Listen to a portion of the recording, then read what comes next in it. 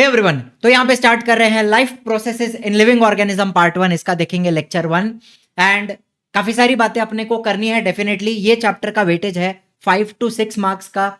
Easy chapter है। वैसे इस चैप्टर में आपको डिफिकल्ट क्या लग सकता है सबसे ज्यादा? एक तो सेल डिवीजन, माइटोसिस और मियोसिस। उसके अलावा सारे टॉपिक सिंपल हैं। आज के लेक्चर में हम पूरा एनर्जी प्रोडक्शन का पार्ट कवर करेंगे, glycolysis, Krebs cycle, etc reaction and उसके आगे का एक एरोबिक रेस्पिरेशन का फ्लो चार्ट है, वो भी अपन कवर करने वाले हैं।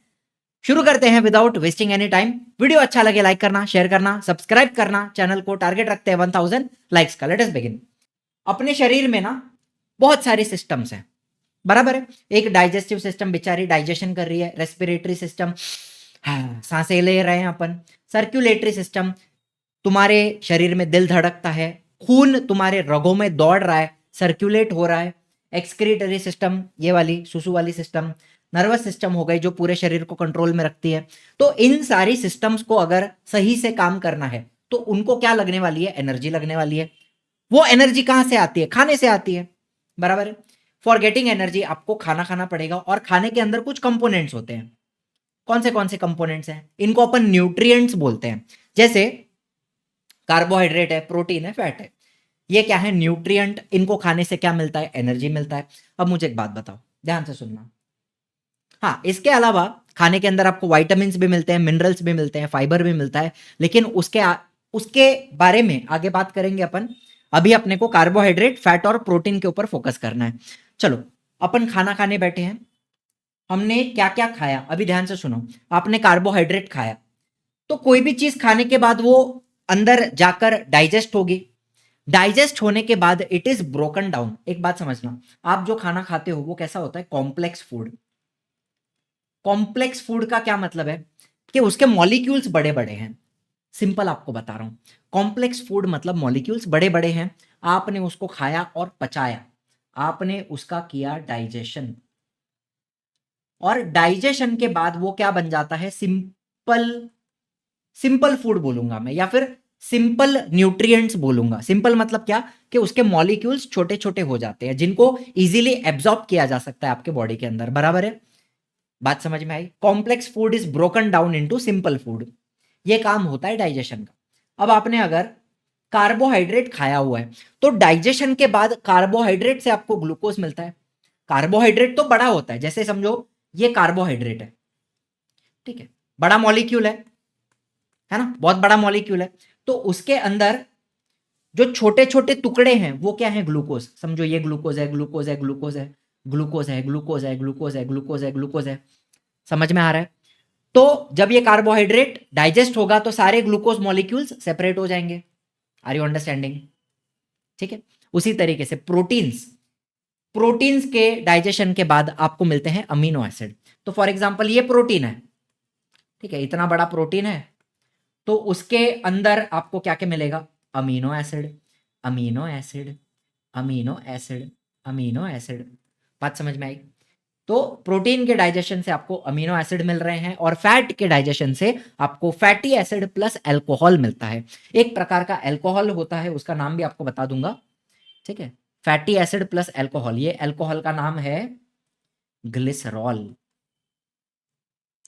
ठीक है। इससे कोई नशा नहीं होता, डोंट वरी। आप बोलोगे सर फैट खाने से दारू आ गया, अल्कोहल आ गया तो नशा आ जाएगा, नशा चढ़ेगा, ऐसा कुछ नहीं होता है, ठीक है, ये अलग चीज है। लेकिन फैट के ब्रेकडाउन से फैटी एसिड प्लस अल्कोहल मिलता है।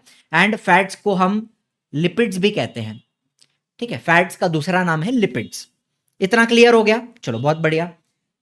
अब आपको, अरे अरे, कार्बोहाइड्रेट कहां कहां से मिलेगा?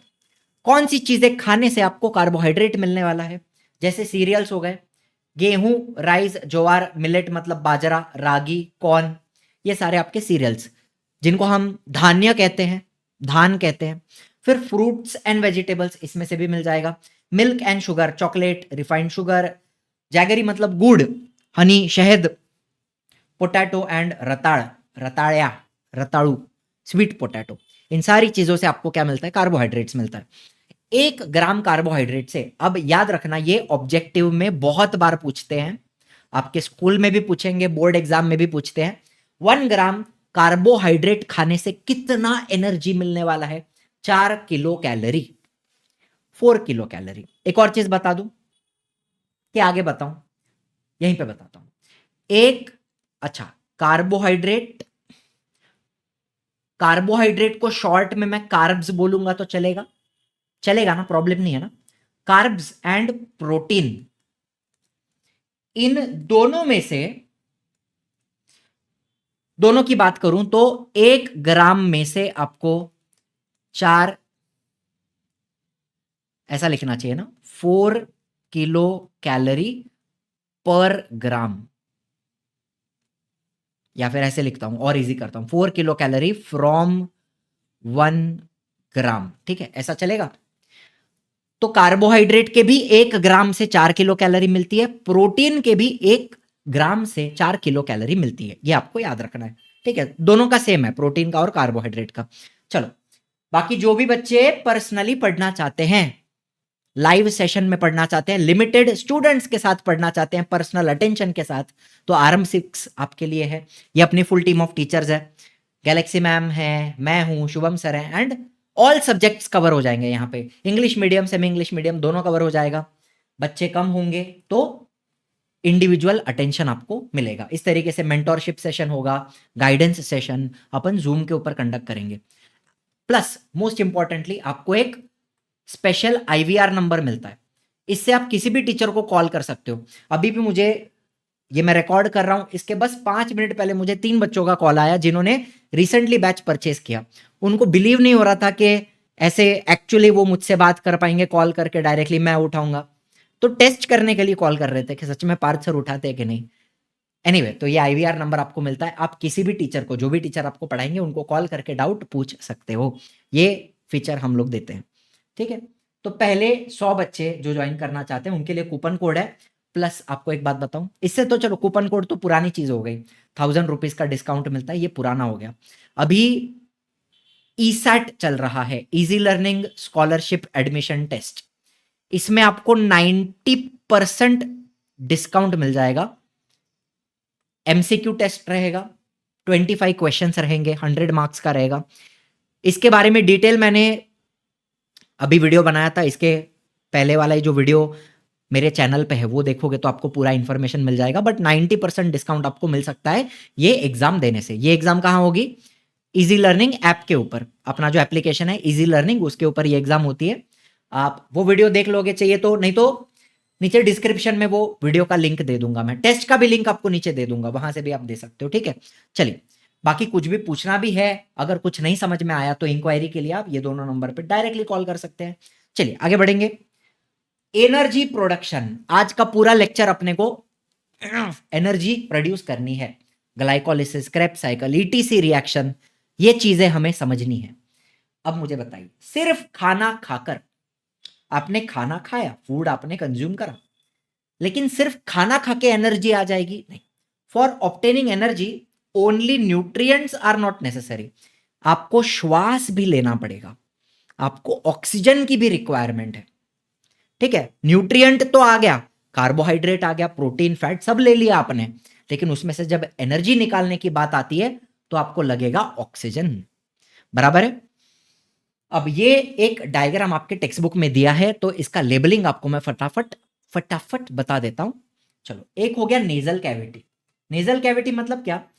ये तुम्हारा नाक है, नाक, नाक के अंदर भी जगह होती है जहां पे हवा जाती है। तो ये जो पूरी जगह आपको दिख रही है नाक के पीछे, आप ऐसा नाक में उंगली डाल के ऐसा ऐसा करते हो ना, तो वो उंगली किधर जाती है? नेजल कैविटी के अंदर, नाक के पीछे की जगह नेजल कैविटी, ठीक है। फिर आता है ओरल कैविटी, मुंह के अंदर की जगह, उसको क्या बोलते हैं? ओरल कैविटी, ये वाली जगह हो गई, ठीक है।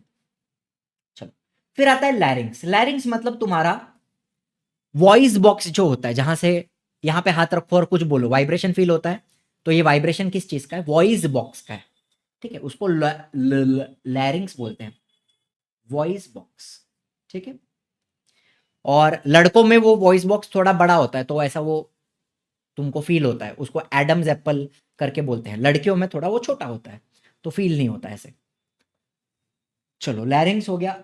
इसमें एक और चीज ऐड करना चाहूंगा, जहां पे नेजल कैविटी और ओरल कैविटी ज्वाइंट होती है। ये जो रीजन है ना पीछे, जहां पे नेजल कैविटी और ओरल कैविटी ज्वाइंट हो जाती है, आपस में कंबाइन हो जाती है, जो मैंने मार्क किया है यहां पे, उस रीजन को हम कहते हैं, इसको हम कहते हैं फेरिंग्स। ठीक है, ये होता है फेरिंग्स, जहां पे nasal cavity oral cavity joint हो जाता है। चलो, फिर ये आ गया ट्रेकिया। ट्रेकिया कौन सा है बेटा? ये जो पूरा पाइप दिख रहा है आपको आगे का, ये ट्रेकिया। ट्रेकिया म्हणजे विंड पाइप, श्वास नळी, ट्रेकिया। और ट्रेकिया के पीछे आपको एक ट्यूब दिख रहा है, ट्रेकिया के पीछे आपको एक ट्यूब दिखेगी जो नीचे जा रही है। ये कौन सी ट्यूब है? ये है ईसोफेगस, जहां से खाना आपका नीचे स्टमक में जाने वाला है। तो ट्रेकिया आगे होता है, ये जो आपको आगे फील होता है, आगे ट्रेकिया है, ईसोफेगस उसके पीछे होता है, जहां से खाना अंदर जाएगा। चलो, इसके बाद क्या बचा? इसके बाद ये हो गया लंग। कितने लंग्स है? Right lung, left lung, 2 lungs होती हैं। चलो, फिर ट्रेकिया, ट्रेकिया का ब्रांच हो जाता है अंदर, उस ब्रांच को अपन ब्रोंकस बोलते हैं। ऐसा 2 bronchus, right bronchus, left bronchus, ऐसा 2 ब्रांच हो जाता है, उसको ब्रोंकस बोलते हैं। और आगे जाके और ब्रांचिंग होती है, आपको दिख रहा है आगे जाके उसकी और ज्यादा ब्रांचिंग होती है। एंड अगर, अच्छा, नीचे एक मसल होता है, इसको डायफ्राम बोलते हैं, लंग्स के नीचे, और उसके नीचे तुम्हारा स्टमक, लिवर, इंटेस्टाइन, सब कुछ डायफ्राम के नीचे रहेगा। ठीक है, ऐसा मसल होता है, कर्व्ड। चलो, और आप लंग्स के अंदर जितना माइक्रोस्कोप में देखोगे तो आपको छोटे छोटे बलून्स दिखते हैं। अब वो फेरिंग्स और ईसोफेगस लिखा हुआ है, मैं इरेज नहीं कर रहा हूं, लेकिन इतना समझो, लंग्स के अंदर आपको छोटे छोटे बलून्स दिखते हैं जिसके अंदर हवा भरती है। तो ये छोटे छोटे बलून्स क्या हैं? एल्वियोलाई। एल्वियोलाई, बस इतना आपको ये डायग्राम समझ के लेना है। कोई दिक्कत वाली बात है क्या? इजी है ना? चलो, अब देखो, रेस्पिरेशन 2 प्रकार का है। एक है बॉडी लेवल रेस्पिरेशन, इसमें क्या करोगे? सांस अंदर, सांस बाहर। तो आप अंदर और बाहर जो करते हो, ये हो गया बॉडी लेवल रेस्पिरेशन। इसको एक्सटर्नल रेस्पिरेशन भी कहते हैं, एक्सटर्नल रेस्पिरेशन। ठीक है, फटाफट बता रहा हूं। Exchange of oxygen and carbon dioxide. तो आप अंदर क्या ले रहे हो? ऑक्सीजन अंदर जा रहा है, बाहर क्या छोड़ रहे हो? कार्बन डाइऑक्साइड बाहर छोड़ रहे हो।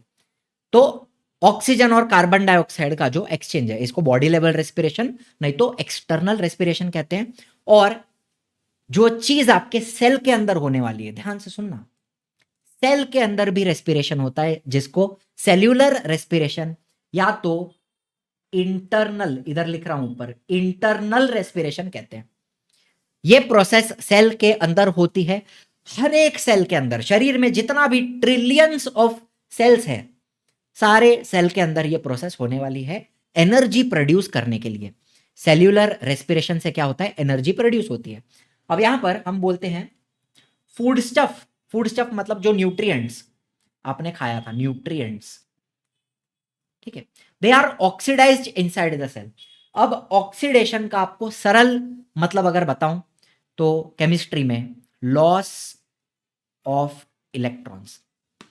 ठीक है, फूड स्टफ, न्यूट्रिएंट, उसका ऑक्सीडेशन होगा सेल के अंदर, उसमें से इलेक्ट्रॉन्स निकाले जाते हैं, और उस प्रोसेस में न्यूट्रिएंट ब्रेकडाउन भी हो जाता है। जैसे ग्लूकोज है फॉर एग्जांपल, ग्लूकोज, तो होता क्या है ना, ग्लूकोज के मॉलिक्यूल में से स्टेप बाय स्टेप इलेक्ट्रॉन्स को निकाला जाता है, एंड उस प्रोसेस में ग्लूकोज का मॉलिक्यूल टूटता भी है। तो ज्यादातर टीचर यहां पर food stuff are oxidised, oxidise का मतलब बोलेंगे कि ब्रेकडाउन, के न्यूट्रिएंट का ब्रेकडाउन हो रहा है सेल के अंदर, ऐसा भी आप बोल सकते हो। लेकिन एक्चुअली में क्या हो रहा है? इलेक्ट्रॉन्स को निकाला जा रहा है। ग्लूकोज के अंदर से क्या करेंगे? इलेक्ट्रॉन्स को निकालेंगे, स्टेप बाय स्टेप, धीरे धीरे करके इलेक्ट्रॉन्स को निकालते हैं, एंड ग्लूकोज का ब्रेकडाउन भी हो जाता है। Are you understanding? चलो, फटाफट बता दिया मैंने। तो यहां पर ऑक्सीडाइज का मतलब क्या है? In simple language, in chemistry language, loss of electron. चलो, तो ग्लूकोज था, ग्लूकोज का ऑक्सीडेशन करेंगे, इलेक्ट्रॉन्स को निकालेंगे, स्टेप बाय स्टेप इसका ब्रेकडाउन भी करेंगे, और अपने को मिलेगी एनर्जी। तो ये जो प्रोसेस है वो सिंगल स्टेप में नहीं होती, 3 स्टेप्स होते हैं। ग्लूकोज के कंप्लीट ऑक्सीडेशन में 3 स्टेप है, glycolysis, Krebs cycle, etc reaction. तो ये 3 चीजें अपने को यहां पे फटाफट समझनी है। चलो, अब जो एनर्जी बनेगी, ग्लाइकोलिसिस के ऊपर बाद में आऊंगा, पहले जो एनर्जी प्रोड्यूस होगी वो 2 प्रकार की है, डायरेक्ट एनर्जी और इनडायरेक्ट एनर्जी। डायरेक्ट एनर्जी मतलब जिसको आप इमीडिएटली यूज कर सकते हो, ऐसी एनर्जी जिसका इमीडिएटली आप इस्तेमाल कर सकते हो। फॉर एग्जाम्पल, आपके पास जैसे रुपया है, कैश है,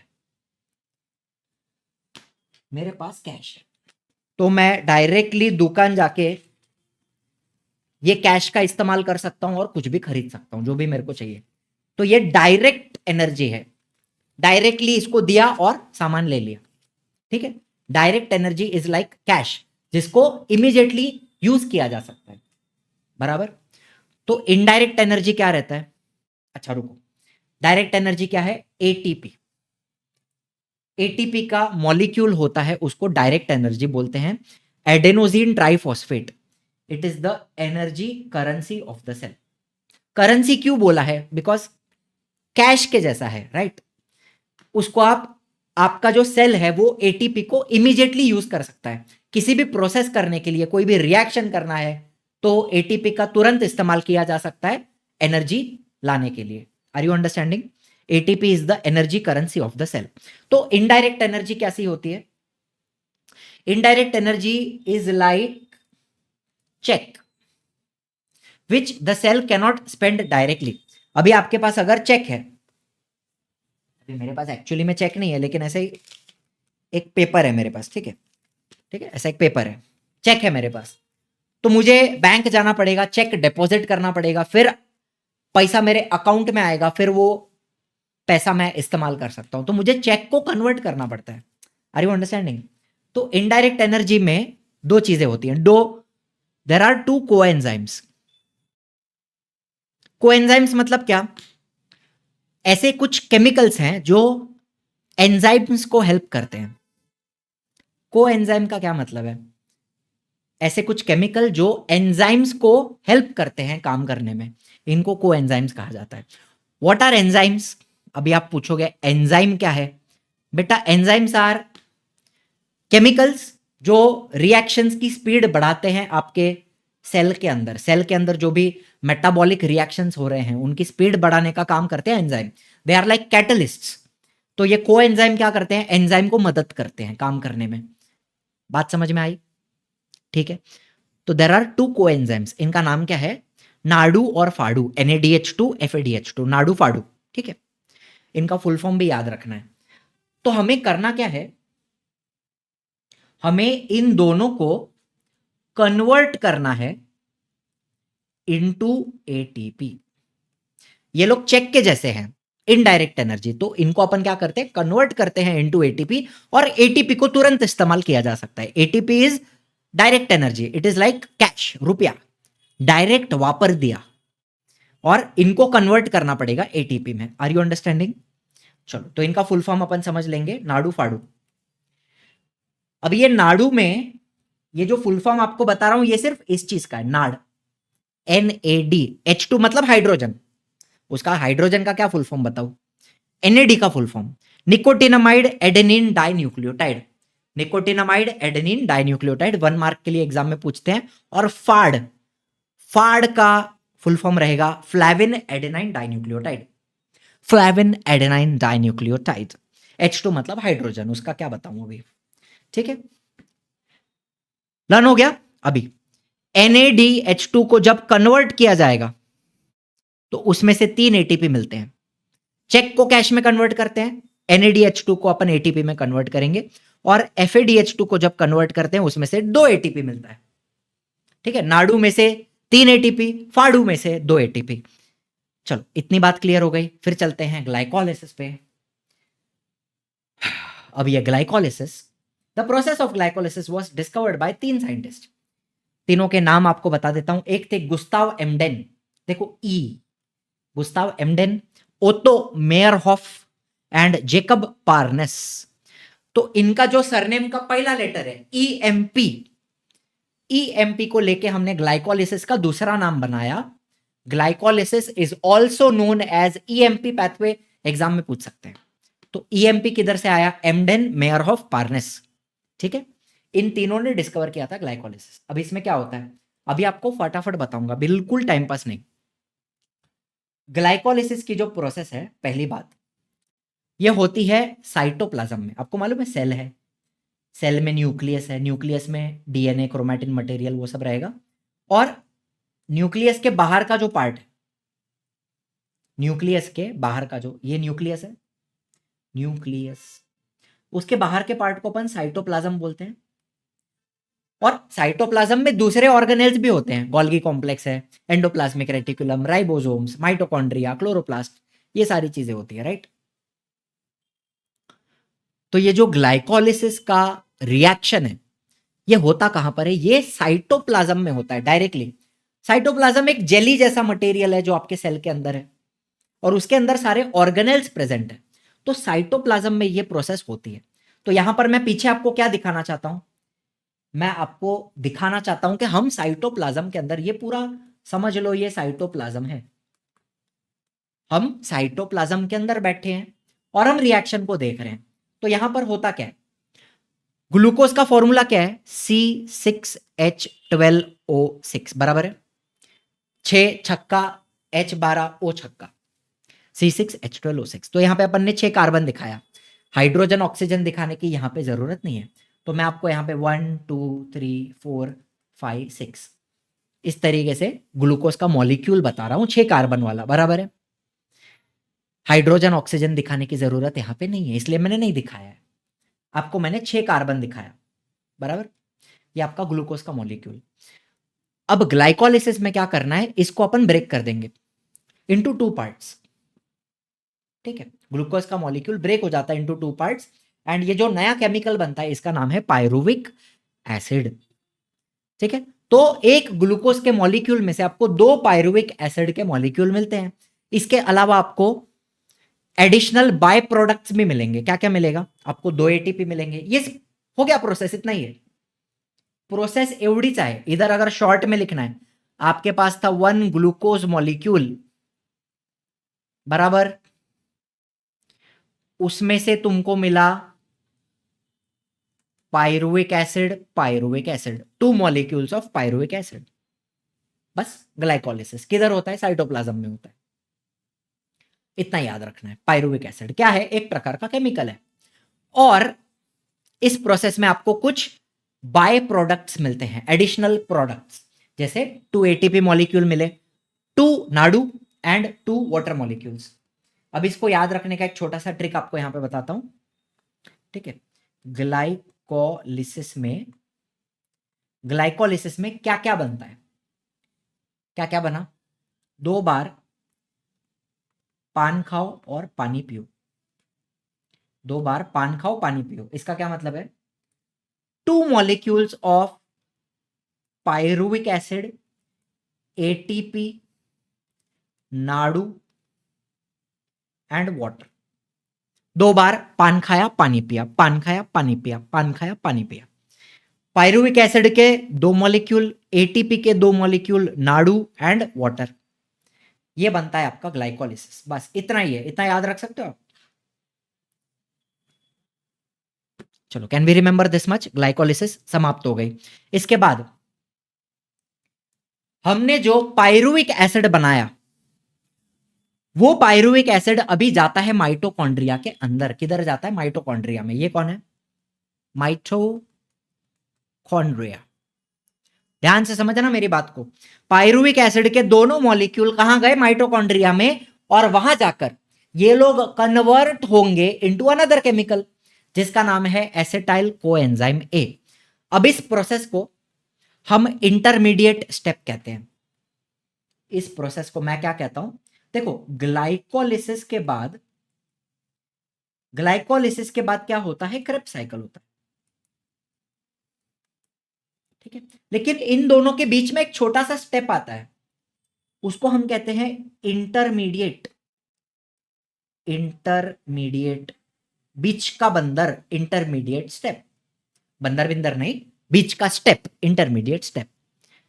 समझ में आया? अब तक अपन ने क्रेब्स साइकिल चालू नहीं किया, हमने ग्लाइकोलिसिस खत्म की और उसके बाद अपन इंटरमीडिएट स्टेप देख रहे हैं।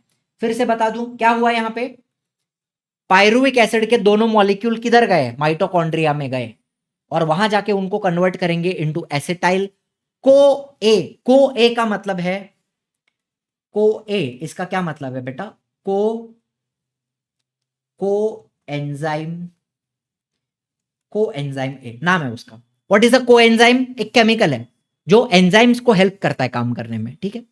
तो एसिटाइल को एंजाइम ए हो गया।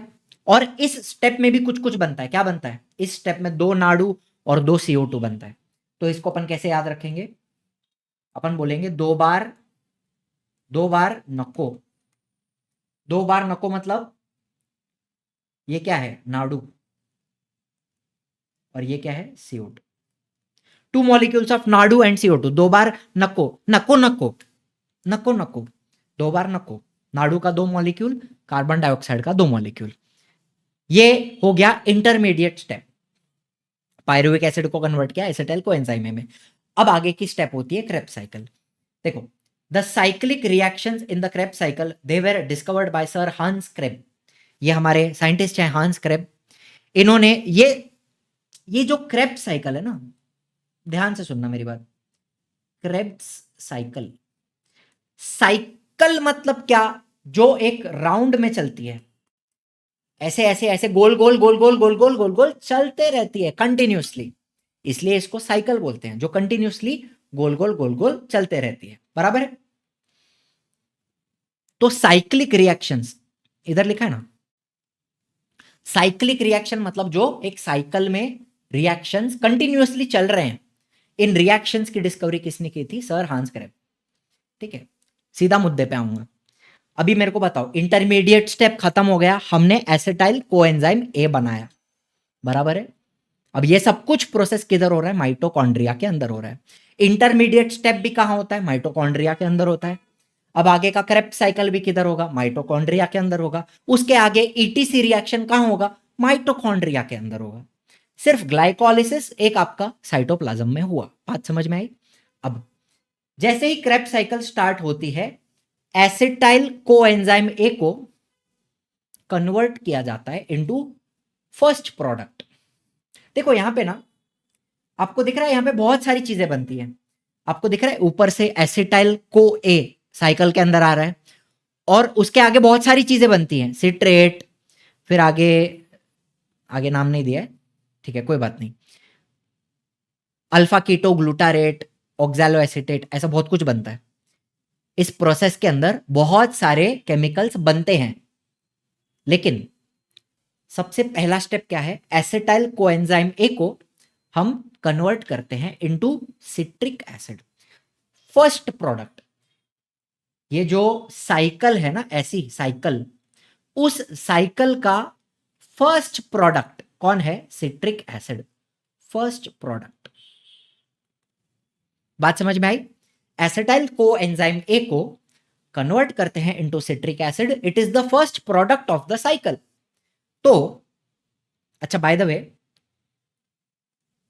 ये जो सिर्फ एसिटाइल वाला पार्ट है ना, उसी को कन्वर्ट किया जाता है।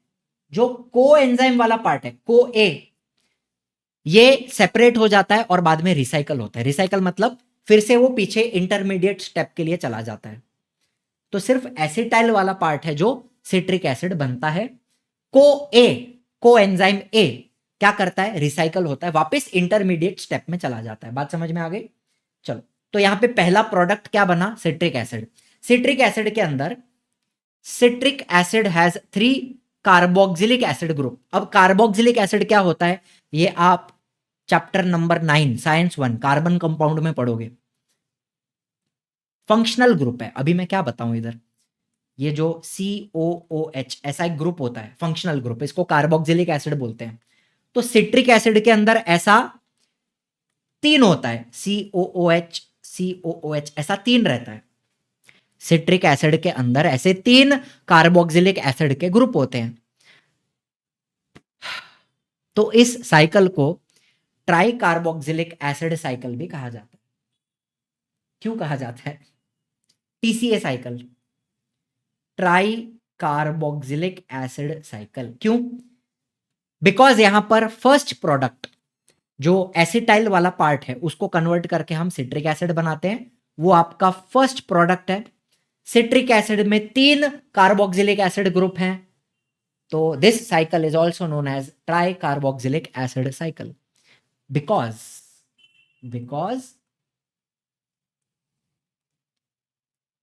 citric acid is first product of cycle। समझ में आया? और सिट्रिक एसिड में 3 कार्बोक्सिलिक एसिड होते हैं, तो इसको अपन ट्राई कार्बोक्सिलिक एसिड साइकिल कहते हैं। ठीक है, अच्छा इसके बाद क्या होने वाला है? इसके बाद में साइकिल कंटिन्यू होगी, बहुत सारे रिएक्शंस होंगे, अलग अलग केमिकल्स बनेंगे, और जो एसिटाइल पार्ट है उसको कंप्लीटली ऑक्सीडाइज किया जाएगा। कंप्लीटली ऑक्सीडाइज मतलब उसके सारे जो इलेक्ट्रॉन्स है वो निकाल लिए जाएंगे और पूरी तरीके से ब्रेक कर दिया जाएगा। Are you understanding? चलो, the acetyl part of acetyl CoA it is completely oxidised through this cyclical process. इस साइकिल में acetyl part completely break down हो जाएगा, उसमें जो इलेक्ट्रॉन्स निकालने हैं, ऑक्सीडेशन करना है, वो कर लिया जाएगा एंड पूरा ब्रेकडाउन हो जाएगा। तो यहां पर क्या क्या बनता है? पानी मिलता है, ये बाय प्रोडक्ट्स हैं। ये क्या है? आपके बाय प्रोडक्ट्स, पानी, नाडू, CO2, फाड़ू। ठीक है, इसको अपन कैसे याद रखते हैं? हम बोलते हैं पानी नको फाड़ू, सिंपल, पानी नको फाड़ू। ट्रिक्स है, ग्लाइकोलिसिस में 2 बार पान खाओ, पानी पियो। इंटरमीडिएट स्टेप 2 बार नको। फिर क्रेब्स साइकिल, पानी नको मतलब ये हो गया तुम्हारा NaDH2, ये हो गया CO2 और ये हो गया FADH2, फाड़ू, पानी नको फाड़ू। ठीक है, यहां तक बात समझ में आई? अब लास्ट स्टेप पे आते हैं, इसका नाम है ETC reaction. Electron, full form देख लो, electron transfer chain reaction. ETC reaction, electron transfer chain reaction. अब इस प्रोसेस में हमें करना इतना ही है कि अब तक हमने जितने नाड़ू और फाड़ू बनाए उनको हम कन्वर्ट कर देंगे इनटू ATP। इतना ही अपने को करना है। All the indirect energy it is converted into direct energy. तो इसके पहले अपन ने ग्लाइकोलिसिस किया, इंटरमीडिएट स्टेप किया, क्रेब्स साइकिल किया, जो भी नाड़ू फाड़ू बना उसको कन्वर्ट करने का इनटू ATP। तो अच्छा, ऑक्सीजन का भी रिक्वायरमेंट यहीं पर होता है। ऑक्सीजन क्या करता है वो भी आपको बताऊंगा, लेकिन ऑक्सीजन की जो एक्चुअल रिक्वायरमेंट है वो इसी स्टेप के अंदर होती है। तो नाड़ू में से 3 ATP, फाड़ू में से 2 ATP। एंड ऑक्सीजन क्या करता है? मैंने क्या बताया, यहां पे हम स्टेप बाय स्टेप ऑक्सीडेशन कर रहे हैं, मतलब इलेक्ट्रॉन्स को निकाला जाता है और बाद में इलेक्ट्रॉन्स को ट्रांसपोर्ट किया जाता है। देखो नाम है ना, इलेक्ट्रॉन ट्रांसफर चेन रिएक्शन, मतलब इलेक्ट्रॉन्स को ट्रांसफर किया जा रहा है एक केमिकल से दूसरा केमिकल, दूसरा केमिकल से तीसरा केमिकल, ऐसा पूरा प्रोसेस होता है, इलेक्ट्रॉन्स का ट्रांसफर होता है। तो यहां पर ऑक्सीजन लास्ट में क्या काम करते हैं? इलेक्ट्रॉन्स को एक्सेप्ट करने का काम करते हैं। ठीक है, ये ऑक्सीजन क्या करते हैं? लास्ट में इलेक्ट्रॉन्स को एक्सेप्ट करते हैं और हाइड्रोजन के साथ कंबाइन करके वाटर बनाते हैं। ठीक है, तो water is the by product. Oxygen ने क्या किया? इलेक्ट्रॉन्स को एक्सेप्ट किया एंड हाइड्रोजन के साथ कंबाइन हो गए, हाइड्रोजन के साथ कंबाइन हुए, कंबाइन टू फॉर्म H2O। बात समझ में आ रही है? तो इस लास्ट स्टेप में ऑक्सीजन की रिक्वायरमेंट होती है, इलेक्ट्रॉन को एक्सेप्ट करता है, हाइड्रोजन के साथ कंबाइन करके वाटर बनाता है। ये हो गया ETC रिएक्शन। ठीक है, चलो अब हमें सिर्फ एक रिकैप करना है, क्विक रिकैप करेंगे 5 मिनट में। ग्लाइकोलिसिस कहां पे होती है? साइटोप्लाज्म। ठीक है, ग्लूकोज में कितने कार्बन? 6 कार्बन होते हैं, 6 कार्बन। ग्लूकोज को ब्रेक करेंगे into 2 molecules of pyruvic acid. Pyruvic acid में कितने कार्बन होते हैं? 3 कार्बन होते हैं। एक पायरुविक एसिड में 3 कार्बन होते हैं। ठीक है, और यहां पे अपना ट्रिक क्या है याद रखने का? 2 बार पान खाओ पानी पियो। तो ये P वॉज पायरुविक एसिड, ये तो हो गया, इधर ही लिख देता हूं, P मतलब पायरुविक एसिड, A मतलब ATP, N मतलब NADH2 नाड़ु, और पानी, 2 बार पान खाओ पानी पियो, बराबर है। फिर इंटरमीडिएट स्टेप इधर लिखता हूं, ये क्या है, इंटरमीडिएट स्टेप किधर होता है, माइटोकॉन्ड्रिया के अंदर होता है, ठीक है। पायरुविक एसिड को कन्वर्ट करेंगे इनटू एसिटाइल कोएंजाइम ए, और इसमें क्या मिलेगा, 2 बार, 2 बार नको, this is NADH2 and this is CO2, ठीक है। ये आपका हो गया इंटरमीडिएट स्टेप, फटाफट बता रहा हूं, ठीक है।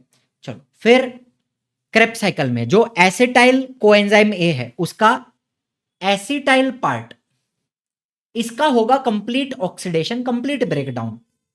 ये जो कोएंजाइम ए है ये क्या हो जाएगा, ये रिसाइकल हो जाता है, ये फिर से पीछे वाले इंटरमीडिएट स्टेप में चला जाता है। चलो एसिटाइल पार्ट का कंप्लीट ऑक्सीडेशन, कंप्लीटली ऑक्सीडाइज, क्या बना, पानी नको फाड़ू, पानी इज पानी, ना इज नाडू, NADH2 नाडू, को इज CO2 और फाड़ू इज FADH2 DH2, ठीक है। चलो लास्ट स्टेप आता है फिर ETC रिएक्शन, ये भी कहां होता है, माइटोकॉन्ड्रिया में होता है। नाड़ू में से 3 ATP, फाड़ू में से 2 ATP, ऑक्सीजन एक्सेप्ट्स इलेक्ट्रॉन, यहां पे लिख देता हूं लास्ट में, O2 is needed to accept electrons. O2 की रिक्वायरमेंट कहां होती है, ETC रिएक्शन में होती है, दैट्स इट। तो एक पूरे पेज में आपका पूरा एनर्जी प्रोडक्शन का कॉन्सेप्ट आ गया, क्लियर है। चलो अभी एक आखिरी बात, अगर आपके शरीर में, वैसे तो कार्बोहाइड्रेट का इस्तेमाल करते हैं एनर्जी बनाने के लिए, ग्लूकोज का इस्तेमाल करते हैं, लेकिन due to whatever reason अगर शरीर में कार्बोहाइड्रेट की कमी है, उपवास रखा मैंने, या काफी दिनों तक मैंने कुछ खाना नहीं खाया है, भूखा रहा हूं, तो मेरे शरीर में कार्बोहाइड्रेट की कमी हो जाएगी। तो मेरा शरीर प्रोटीन और फैट का इस्तेमाल कर सकता है, प्रोटीन और फैट का इस्तेमाल कर सकता है एनर्जी प्रोड्यूस करने के लिए, अगर मेरे शरीर में इनसफिशिएंट कार्बोहाइड्रेट प्रेजेंट है ड्यू टू फास्टिंग और हंगर। Are you understanding? चलो, तो ये फ्लो चार्ट बहुत ही जरूरी है। पहले मैं आपको कार्बोहाइड्रेट का कंसेप्ट बता दूं, कार्बोहाइड्रेट था, चलो ग्लूकोज है फॉर एग्जांपल, ग्लूकोज का आपने ग्लाइकोलिसिस किया, ग्लाइकोलिसिस में पायरुविक एसिड मिला, उसको कन्वर्ट किया एसिटाइल कोएंजाइम ए में, उसको बाद में आपने क्रेब्स साइकिल में भेजा, और ये सब कुछ होने के बाद लास्ट में ETC रिएक्शन होने के बाद अल्टीमेटली क्या मिला, waste product CO2 water. Waste product क्या है, CO2 वेस्ट प्रोडक्ट है, मिलता है ना, क्रेब्स साइकिल में प्रोड्यूस होता है, इंटरमीडिएट स्टेप में प्रोड्यूस होता है, वाटर कहां प्रोड्यूस होता है, लास्ट में ETC रिएक्शन में, क्रेब्स साइकिल में, ग्लाइकोलिसिस में भी बनता है, बराबर है। पानी, CO2 ये आपके वेस्ट प्रोडक्ट्स हैं, और एनर्जी प्रोड्यूस होती है किसके फॉर्म में, ATP के फॉर्म में, ठीक है। ये मैं सब कुछ कन्वर्जन के बाद बोल रहा हूं, नाडू में से 3 ATP आ गया, फाड़ू में से 2 ATP आ गया, तो लास्ट में आपको सिर्फ ATP मिलेगा। और एक बात याद रखना, 1 ग्लूकोज मॉलिक्यूल में से 1 ग्लूकोज मॉलिक्यूल के फुल ब्रेकडाउन से आपको 38 ATP मिलता है, ठीक है। 1 ग्लूकोज मॉलिक्यूल के कंप्लीट ऑक्सीडेशन से 38 ATP बनते हैं, ये बात आपको याद रखनी है। कोई आपको हिसाब नहीं मांगेगा कि कैसे बना, बस याद रखो अभी कि एक ग्लूकोज मॉलिक्यूल से 38 ATP बनते हैं। चलो, और अगर कार्बोहाइड्रेट की कमी है तो क्या हम लिपिड और प्रोटीन का इस्तेमाल कर सकते हैं, लिपिड मतलब फैट्स, बराबर है। अच्छा मुझे बताओ, लिपिड के डाइजेशन से फैटी एसिड बनते हैं, यहां देखो, लिपिड के डाइजेशन से फैटी एसिड बने, और प्रोटीन के डाइजेशन से अमीनो एसिड बनते हैं। अब होता क्या है ना, फैटी एसिड्स को भी कन्वर्ट किया जा सकता है इनटू एसिटाइल कोएंजाइम में, और अमीनो एसिड को भी कन्वर्ट किया जा सकता है इनटू एसिटाइल कोएंजाइम में, और बाकी आगे की प्रोसेस सेम रहेगी, क्रेब्स साइकिल होगा, ETC रिएक्शन होगा, और बाद में CO2 H2O एनर्जी मिलेगा। Are you understanding? तो ये आपका फ्लो चार्ट है, ये आपको लर्न करना है। तो अगर इनसफिशिएंट कार्बोहाइड्रेट है, शरीर में कार्बोहाइड्रेट की कमी है, तो लिपिड एंड प्रोटीन इनका इस्तेमाल किया जा सकता है एनर्जी प्रोड्यूस करने के लिए। सुपर इंपॉर्टेंट, इसको मैं 3 स्टार दूंगा इस फ्लो चार्ट को, बहुत ही इंपॉर्टेंट है, एग्जाम में पूछते हैं। एंड लास्ट में माइटोकॉन्ड्रिया का डायग्राम, ये डायग्राम भी आपके एग्जाम में ड्रॉ करने के लिए पूछते हैं। तो आपको बेसिकली एक ओवल बनाना है, उसके अंदर आपको ऐसे ऐसे, अरे थोड़ा ज़्यादा हो गया, ऐसा फिर ऐसा ऐसा, संभाल संभाल के ऐसे बनाना है। बाहर का ओवल रहेगा और अंदर का ऐसा थोड़ा थोड़ा खाचा खाचा रहेगा बीच बीच में, ठीक है। अब देखो ध्यान से बताता हूँ एक एक चीज। ये हो गया आउटर मेम्ब्रेन, बाहर का कवरिंग। माइटोकॉन्ड्रिया में 2 कवरिंग्स होती है, आउटर मेम्ब्रेन और ये वाली इनर मेम्ब्रेन। इनर मेम्ब्रेन में फोल्ड्स होते हैं, ठीक है, ये हो गई इनर मेम्ब्रेन। चलो फिर जैसे आपके सेल के अंदर साइटोप्लाज्म होता है, वैसे माइटोकॉन्ड्रिया के